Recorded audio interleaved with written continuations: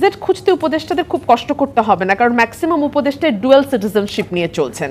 So তাদের একটা বড় অংশই দেশের বাইরে অটোমেটিক্যালি চলে যেতে পারবেন, এবং শুধু দেশের বাইরে তো না, বিশ্বের শ্রেষ্ঠ দেশগুলোতেই তারা আবারও ফিরে যাবেন। সো এই জন্য তাদের খুব একটা এক্সিট রুট খুঁজতে খুব কষ্ট করতে হবে তেমনটিও না।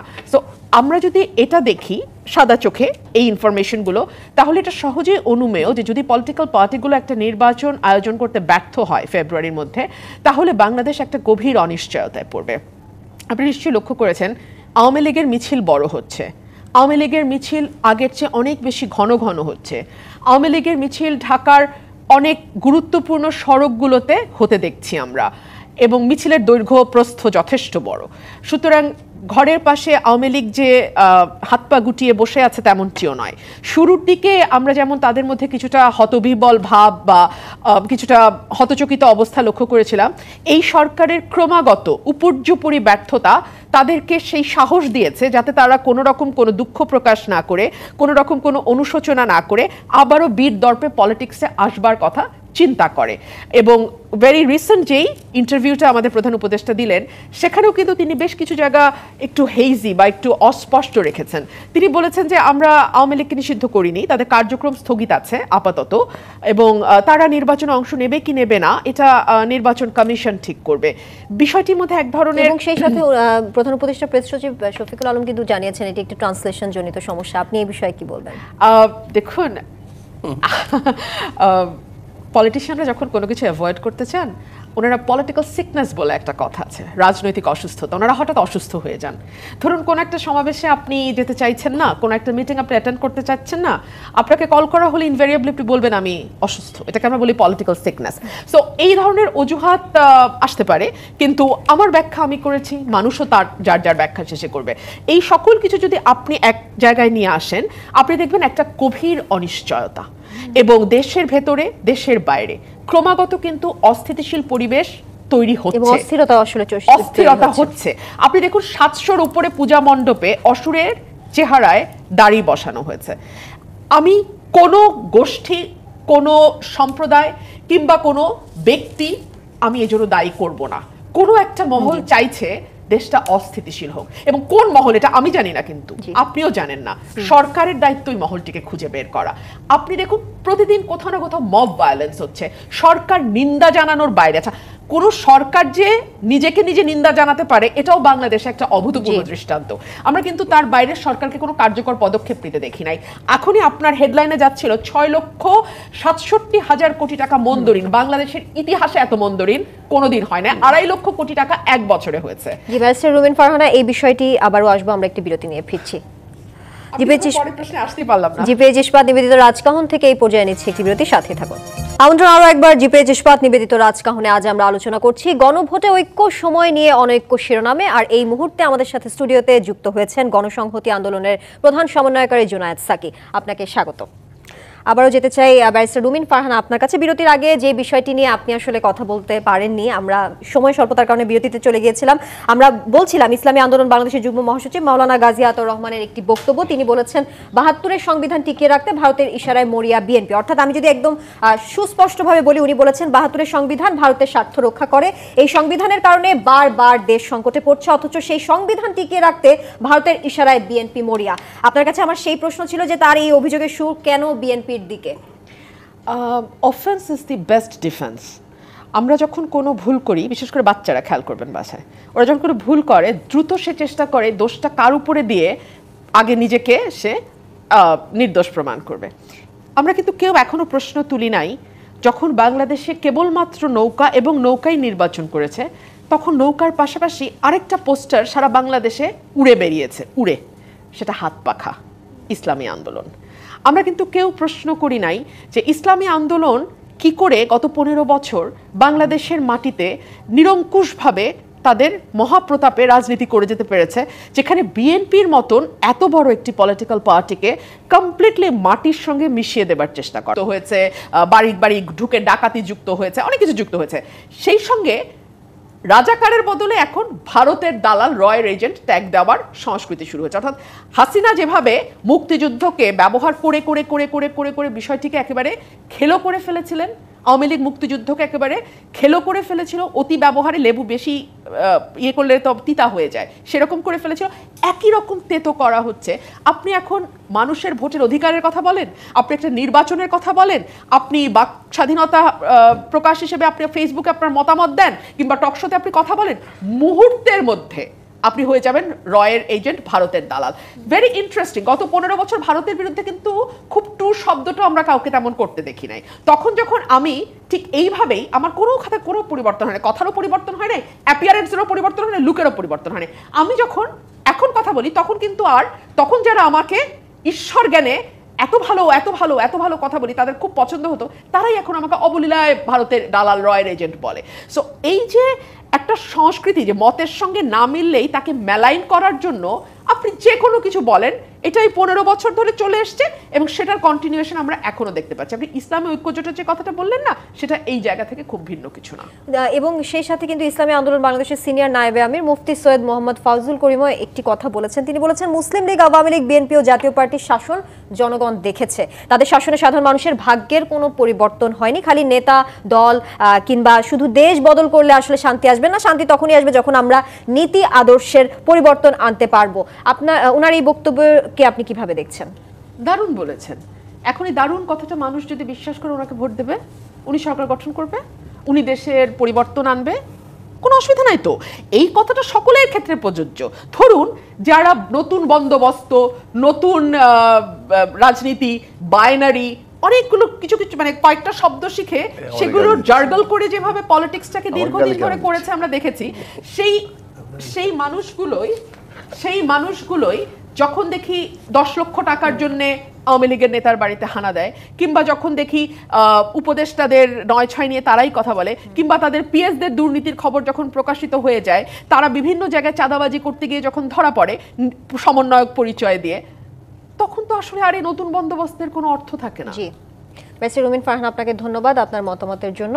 এবারে যেতে চাই এটিও তাজুর রহমান আপনার কাছে। আবারও যেতে চাই আসলে গণভোট নিয়ে। জুলাই বাস্তবায়নে আসলে সবাই গণভোটের সিদ্ধান্তে একমত হয়েছে। এর মধ্যে জামাত যেমনটা বলছিল যে তফসিলের আগে এই গণভোট হতে পারে, কিন্তু এখানেও বিপদ রয়েছে বলে মনে করছেন বিশ্লেষকদের অনেকে। যেমনটা ধরেন মিশর ও তিউনিসের উদাহরণ দিয়ে তারা বলছেন একাধিক নির্বাচনের কারণে ভোটার উপস্থিতি ক্রমেই কমে যায়, এতে বৈধতার সংকট তৈরি হবে। আপনি এই বিষয়টির সাথে কতটুকু সমর্থন যুক্ত করবেন? আমার সমর্থনই কিছু আছে যায় না। সবচেয়ে বড় কথা হলো এখন যারা আছেন ঐক্যমত কমিশনে চিন্তা করছেন নির্বাচন হবে, সেই নির্বাচনের মধ্যে দিয়ে ক্ষমতায় যেন যেতে হয়, দুইটা পক্ষ বিএনপি ভার্সাস জামাত যেতেই হবে। আর আরেকজন আছেন পীর ফজলুল করিম, যিনি কথা বলছেন জাতীয় পার্টির বিরুদ্ধে। জাতীয় পার্টির সাথে কিন্তু উনি জুটো করেছিলেন, উনি কিন্তু পাখা নিয়ে লাস্ট মেয়র নির্বাচনেও করেছিলেন। মেয়র নির্বাচনে ওনার ভাই ছিল রিয়াতে বরিশালে, ওইখানে যখন থাবাটা খাইলো তারপরে এই সরকারের বিরুদ্ধে আসছে, আবার কথাবার্তা শুরু করলো। আগামী নির্বাচনে আপনি কিভাবে করবেন, দেশের মানুষ কিভাবে ভোট দিবে? ভোট তো দিবে, নির্বাচন যদি করেন সেই নির্বাচনে এই পুলিশ করতে পারবে? এই পুলিশ তো এখনও মব বন্ধ করতে পারছে না। গ্যাংস্টার ইয়াং যারা আছে, কিশোর গ্যাং, প্রতিদিন মোহাম্মদপুর মিরপুরে যে অবস্থা করছে, পুলিশ কন্ট্রোল করতে পারছে না।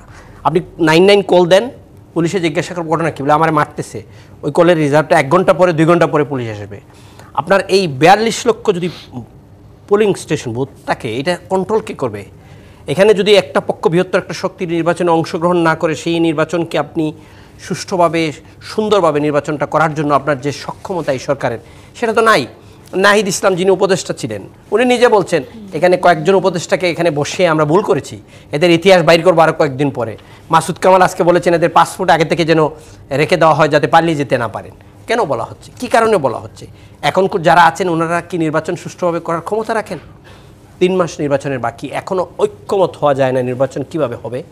গণপরিষদ আগে হবে না একই দিনে হবে, নাকি পিআর পদ্ধতিতে নির্বাচন হবে, নাকি আগের সিস্টেমে নির্বাচন হবে? আমরা তো রাজনৈতিক দল যারা আছেন, যারা এখন এই আলোচনার টেবিলে আছেন, ওনাদের মতো এই ডিভিশন এতদিন ধরে পারা যাচ্ছে না, 1 মাসের এক্সটেনশনেও হচ্ছে না। তাহলে আমরা এখন কিভাবে ধরে নিব আগামী নির্বাচনটা সুষ্ঠুভাবে হবে এবং এই সরকার করতে পারবে?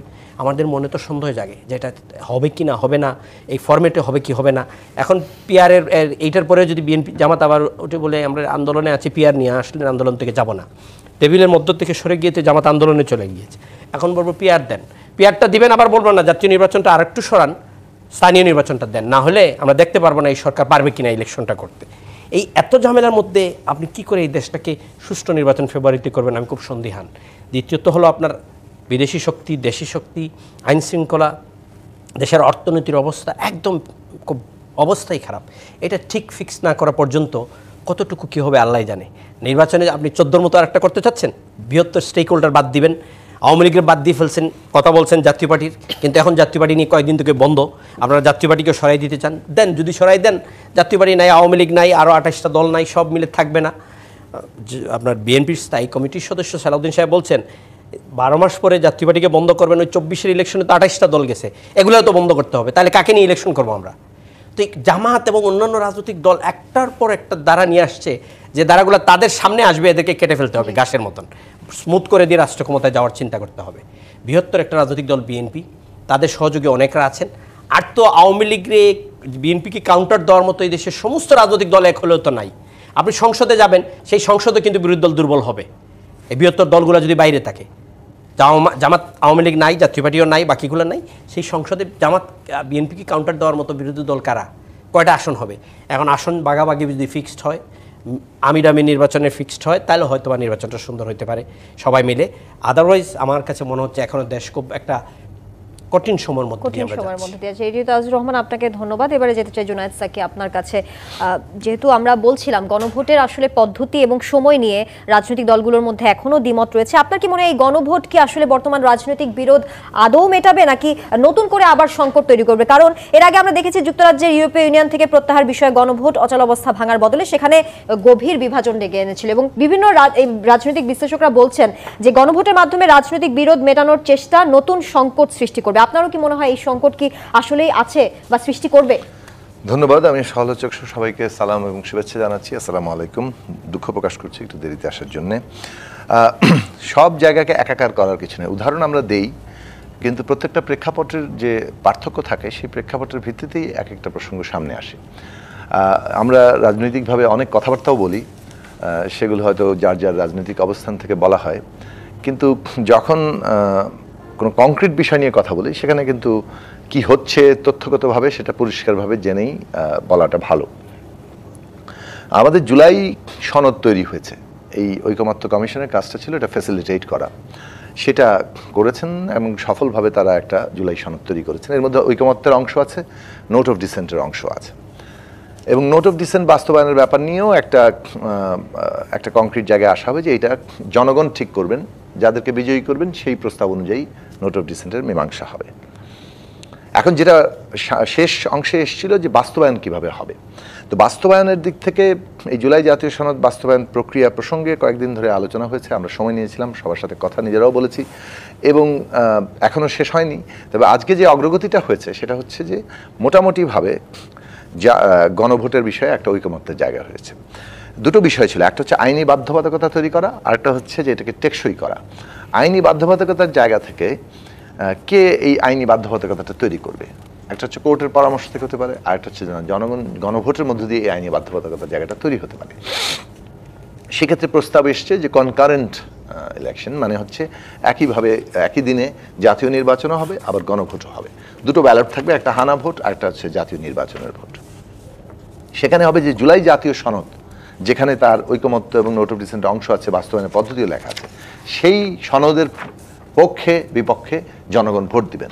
জনগণ যদি এখানে মানে সংখ্যাগরিষ্ঠ ভোট দেন যে জুলাই জাতীয় সনদ পক্ষে, তার মানে এটা জনগণ কর্তৃক এটা একটা বৈধতা পেল, এবং এইটা একই সাথে আগামী পার্লামেন্ট যেটা হবে, যে আইনসভা হবে, সে আইনসভার কি ক্ষমতা হবে। আইনসভা যদি সাধারণ সংশোধন হিসেবে এটা করে তাহলে ভবিষ্যতে কোর্ট কর্তৃক এটা চ্যালেঞ্জ হতে পারে। তাহলে আইনসভার যাতে কনস্টিটিউয়েন্ট পাওয়ার থাকে, অর্থাৎ সংবিধান মৌলিক সংস্কার করার ক্ষমতা থাকে, কোনো কিছু গঠন করার ক্ষমতা থাকে, সেইটা জুলাই জাতীয় সনদের যেমন গণভোট হবে, একই সাথে গণভোটের এটাও একটা অর্ডিন্যান্স থাকবে যে এই গণভোটের মাধ্যমে আগামী মানে একই সাথে যে সংসদ নির্বাচনটা হচ্ছে কিংবা জাতীয় সংসদ কিংবা আইনসভাটা তৈরি হচ্ছে, সেই আইনসভাকে এই ক্ষমতা দেওয়া হবে। আইনসভা জনগণ কর্তৃক ক্ষমতা পাচ্ছে সংবিধানের মৌলিক সংস্কার করার এবং জুলাই সনদের ভিত্তিতে। কাজেই এই সংসদে গৃহীত রিফর্মড কনস্টিটিউশন যেটা হবে সেটা আসলে ভবিষ্যতে আর আদালত কর্তৃক চ্যালেঞ্জের মুখোমুখি হওয়ার কথা নয়।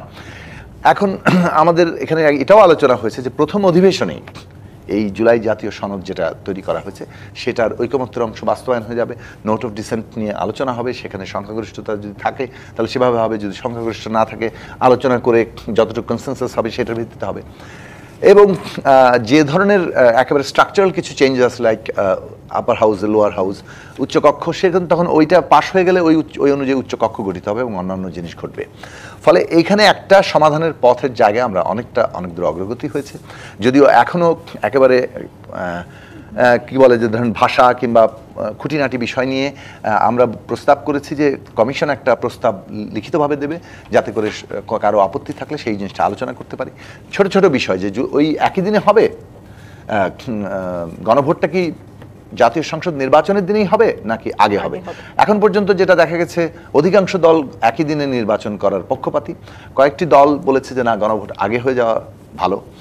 এখন এই প্রসঙ্গগুলো নিয়ে আমরা আগামী 2 দিন 2.5 দিন সময় আমরা নিয়েছি, যে এখানে আমরা আলাপ আলোচনা শেষ করব, যাতে করে আমরা একটা ঐকমত্যের জায়গায় পৌঁছাতে পারি।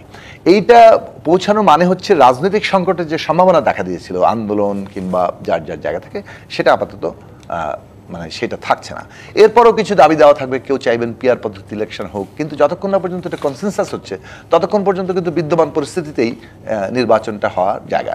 কারণ আমরা যে কথাটা ফান্ডামেন্টালি গ্রহণ করেছি যে ভালো মন্দ যাই হোক, এই অভ্যুত্থানের পরে 106-এর মাধ্যমে এই অন্তর্বর্তী সরকার গঠিত হয়েছে, সংবিধানের 106 অনুচ্ছেদের মাধ্যমে। কাজেই এইটা একদিকে যেমন সাংবিধানিক ধারাবাহিকতার মধ্যে আছে, আবার আরেকদিকে যে বিশেষ পরিস্থিতি, 106 মানে কিন্তু পরিস্থিতি সংবিধান দিয়ে আর ব্যাখ্যা করতে পারছেন না, ডক্ট্রিন অফ নেসেসিটি। তার মানে এটা একটা অভ্যুত্থানের উপর দাঁড়িয়ে থাকা বিশেষ পরিস্থিতির সরকার, আবার অন্যদিকে সে একটা সাংবিধানিক ধারাবাহিকতা মেনটেন করছে। এই যে তার একটা মানে দুইটা দিককে একসাথে ধারণ করার বিষয়, সেই বিষয়টাতে যখন আমরা যাচ্ছি তখন আমরা কনসেনসাসকেই ভিত্তি হিসাবে নিব। কেননা এই সরকারের ভিত্তিটাই হচ্ছে এই রাজনৈতিক আন্দোলনকারী শক্তিসমূহের কনসেনসাস। এই কনসেনসাসকে ব্রেক করাটা কোনোভাবেই এখানে সম্ভব ঠিক হবে না, কারণ কনসেনসাস ব্রেক করলেই আর এই জনগণের কর্তৃক যে বৈধতাটার জায়গাটা তৈরি হয়েছে, যেটা এখনো পর্যন্ত কোনো আইনি জায়গা নেই, কিন্তু এই জায়গাটা ভেঙে যাবে। ফলে আমরা কনসেনসাসের ভিত্তিতে সেই নির্বাচনী উত্তরণটা হবে, বাংলাদেশে গণতান্ত্রিক রূপান্তর ঘটবে, এবং এইটা এখন প্রায় অনিবার্য একটা ব্যাপার। এইখান থেকে কোনো শঙ্কা আশঙ্কা এটা আমাদের জনগণের মধ্যে থাকা ঠিক হবে না। জনগণের ঐক্যবদ্ধ শক্তি হওয়া উচিত। আগামী মধ্য ফেব্রুয়ারির মধ্যে 26-এর মধ্য ফেব্রুয়ারির মধ্যে নির্বাচন হবে, এবং সেই নির্বাচনের মধ্য দিয়ে বাংলাদেশ গণতান্ত্রিক উত্তরণে যাবে। যারা বাংলাদেশকে ক্ষতিগ্রস্ত করতে চায় তারা হয়তো এই প্রক্রিয়া ক্ষতিগ্রস্ত করবে। যে কোনো ধরনের আশঙ্কা সৃষ্টি এটাকে ক্ষতিগ্রস্ত করার একটা প্রক্রিয়া, সুতরাং সেই প্রক্রিয়াগুলোকে আমাদের জনগণের ঐক্যবদ্ধ শক্তি দিয়ে মোকাবেলা করতে হবে। আমরা নিশ্চয়ই আমরাও সেই প্রত্যাশা আছে, আমরা যেন মোকাবেলা করতে পারি এবং ফেব্রুয়ারি নির্বাচন যেন আমরা সঠিক এবং সুষ্ঠুভাবে হয় সেই প্রত্যাশা আমাদের আছে। আমরা একটি বিরতি নিয়ে আবারও আলোচনায় ফিরছি। জিপিএইচ ইস্পাত নিবেদিত রাজকাহন থেকে এই পর্যায়ে নিচ্ছে আরেকটি বিরতির সাথে থাকুন। আমন্ত্রণ আরও একবার জিপিএইচ ইস্পাত নিবেদিত রাজকাহনে। আমরা আবারও ফিরে যাচ্ছি আলোচনায়। এবারে শুরু করতে চাই ব্যারিস্টার রুমিন ফারহানা আপনাকে দিয়ে। এনসিপির আহ্বায়ক নাহিদ ইসলাম যে কথাটি বলেছেন, অনেক উপদেষ্টা নিজেদের আখের গুছিয়েছেন অথবা গণ অভ্যুত্থানের সঙ্গে বিশ্বাসঘাতকতা করেছেন, সময় এলে তাদের নাম তিনি প্রকাশ করবেন। তার এই অভিযোগ কতটা যৌক্তিক আপনার কাছে মনে হয়? কেন? কারণ আসলেই কি আসলে উপদেষ্টার সাথে বিভিন্ন রাজনৈতিক দলের লিয়াজও করে ফেলেছে, আপনার মনে হয় সেটা? এটা যেহেতু উনি বলেছেন, এটার উত্তর উনি সবচেয়ে ভালো দিতে পারবেন। কিন্তু আমার প্রশ্ন হলো, উপদেষ্টারা কে কার সঙ্গে লেয়াজুক করেছেন, কোন রাজনৈতিক দলের সঙ্গে করেছেন, কারা দেশ থেকে পালিয়ে যাওয়ার বা সেফ এক্সিট খুঁজছেন, কিংবা কারা কথা দিয়ে কথা রাখেননি, বিশ্বাস ভঙ্গ করেছে, প্রতারিত হয়েছেন তিনি, এই কথাগুলো বলবার জন্য সময় লাগবে কেন? মানে উনি যদি সত্য কথন দেন এবং উনি যদি যা বলেন সেটাকে বিশ্বাস করেন এবং সেটা সত্যতা তার কাছে থাকে, ডকুমেন্ট থাকে, এভিডেন্স থাকে, তাহলে সেটা তো উনি যে কোনো সময় দিতে পারেন। বরং এখন দিলে বরং আরও ভালো, তাই না? উনি ঠিক কোন সময়টা মনে করছেন যে সেই সময় বললে পারফেক্ট হবে? সেটা কি যে দুজন উপদেষ্টা আপনার ছাত্রদের তরফ থেকে গিয়ে উপদেষ্টা পরিষদের জায়গা আছেন এবং এখনো তারা আছেন, নাহিদের সহযোদ্ধা, তারা কোন দলে যাবে, কোন দলের সঙ্গে রাজনীতি করবে, সেটা দেখবার পরে কি নাহিদ বলবেন? বা সেইটার দিকেও কি তিনি তাকিয়ে আছেন যে সেই সিদ্ধান্তের উপর আসলে তার অনেক কিছু বলা না বলা নির্ভর করছে? বিকজ উপদেষ্টাদের নিয়ে কিন্তু অনেক রকম অভিযোগ আমরা গত 1 বছরে মেইন স্ট্রিম মিডিয়াতেই দেখেছি, কোনো ফেসবুক বা সামাজিক যোগাযোগ মাধ্যমে মেইন স্ট্রিম মিডিয়াতে দেখেছি। উপদেষ্টাদের পিএস এপিএস এ দুর্নীতির খবর আমরা মেইন স্ট্রিম মিডিয়াতে দেখেছি। সো তারপরেও যদি ওনার মনে হয় যে কাউকে কাউকে বিশ্বাস করে তিনি প্রতারিত হয়েছেন, কাদেরকে বিশ্বাস করেছেন, কোন কথা মানে কোন বিষয়ের উপর তিনি বিশ্বাস করেছেন এবং কিভাবে তিনি প্রতারিত হয়েছেন, তাহলে এটা আমাদের জন্য সহজ হতো। এই উপদেষ্টা পরিষদের একজন সদস্য কিন্তু উনি নিজেও ছিলেন, সো উনি অনেক কিছুই হয়তো আমাদের চেয়ে অনেক ভালো জানবেন। এবং আমার মনে হয় যে ক্ল্যারিটি এবং ট্রান্সপারেন্সির কোনো বিকল্প নাই। উনি যদি যত দ্রুত এই কথাগুলো বলে দেন ততই তো ভালো, না? যেটা উনি বলবেনই পরে, সেটা এখনই বলুক। ব্যারিস্টার রুমিন ফারহান, আপনাকে ধন্যবাদ আপনার বক্তব্যের জন্য। এবারে যেতে চাই এটিউ তাজ রহমান আপনার কাছে বলতে চাই, এই যে রাজনৈতিক দলগুলোর পারস্পরিক অবিশ্বাস এবং উপদেষ্টাদের সেফ এক্সিট নিয়ে বলা হচ্ছে, আপনার কি মনে হয় এগুলা জুলাই সনদ বাস্তবায়নের জন্য সবচেয়ে বড় অন্তরায় হয়ে দাঁড়াচ্ছে না? কিছুটা হলে তো দাঁড়াচ্ছে, কিন্তু এখন ওনারা কেন বলছেন? 13 মাস পরে এই সরকারের ওনারাই তো নিয়োগ দিয়েছেন, সরকারের প্রধান